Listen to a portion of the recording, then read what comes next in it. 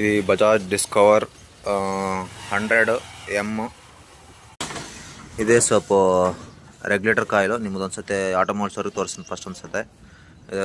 Condenser ಕಾಯಿಲು ಇದ್ರ cable ಹಿಂಗೈತೆ. ಇದು regulator ಕಾಯಿಲ್ದು ಸ್ಯಾಕೆಟ್ಗಳು ಸ್ವಿಚ್ಗಳು ಹಿಂಗೆ ವೈರ್ಗಳು ಒಂದ್ಸತಿ ಬೇಸ್ ಚೆಕ್ ಮಾಡ್ಕ್ಯಾರ ನೀವು. ಎದಕ್ಕೆ ತೋರ್ಸೋಕೆ ಅಂದ್ರೆ ಆಟೋಮೊಬೈಲ್ಸ್ಗೋಸ್ಕರ ಇದು. ಆಟೋಮೊಬೈಲ್ಸ್ಗೆ ಇದೇ ವಿಡಿಯೋನ ನಾನು ಸೆಂಡ್ ಮಾಡೋದು, ಒಂದ್ಸತಿ ಚೆಕ್ ಮಾಡ್ಕ್ಯಾರ. ಇದೇ ಬೈಕು ಬಜಾಜ್ ಡಿಸ್ಕವರು 100M. ಹಿಂಗೆ regulator coil, condenser coil, socket, ಈ ಕಡೆ ಸ್ಯಾಕೆಟ್ನು ಒಂದ್ಸತಿ ಚೆಕ್ ಮಾಡಿರಿ. ಕೇಬಲ್ಗಳು. Okay right.